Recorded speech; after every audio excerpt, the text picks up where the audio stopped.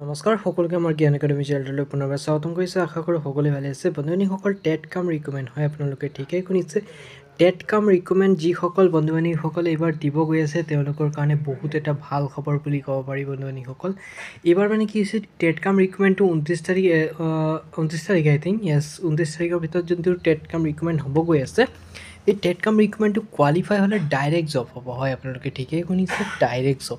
মানে মেথছৰ ক্ষেত্ৰত বা ছায়েন্স টিচাৰৰ ক্ষেত্ৰত এক্সট্ৰা ভেকেঞ্চি আছে, আপোনালোকে কোৱালিফাই কৰিব লাগে। কোৱালিফাই কৰিলে ডাইৰেক্ট ৰিক্ৰুটমেণ্টটো প্ৰচেছটো ধুনীয়াকৈ পাই যাব।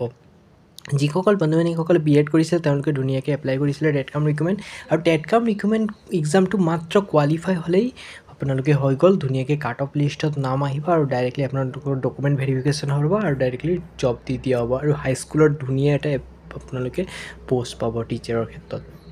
গতিকে বন্ধুবান্ধৱীসকল, আপোনালোকে প্ৰিপাৰেশ্যনটো ভালকৈ কৰক, কাৰণ বন্ধুবান্ধৱীসকল এনেকৈ সোণালী সুযোগ নেহেৰুৱাব।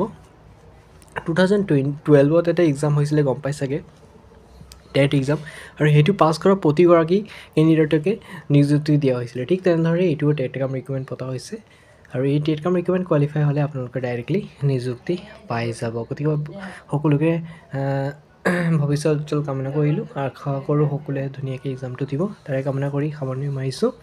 এই আপডেটটোৰ জৰিয়তে আপোনালোকক ক'ব বিচাৰিছিলোঁ যে যিসকল বন্ধুসকলে টেট কাম ৰিক্ৰুটমেণ্ট দিব, ভালকৈ অলপ পঢ়া শুনাটো কৰি পেলাই দিব, কাৰণ এনেই বন্ধুসকল টাইমটো ৱেষ্ট নকৰিব, কাৰণ সময় সাপেক্ষে বস্তুবোৰ বহুতো পৰিৱৰ্তন হৈ আছে, আৰু এতিয়া যদি আপোনালোকে কোৱালিফাই কৰিব নোৱাৰে ভৱিষ্যতত অসুবিধা হ'ব পাৰে। ঠিক আছে, এইটো এনেকুৱা সোণালী সুযোগ বাৰে বাৰে নাহে।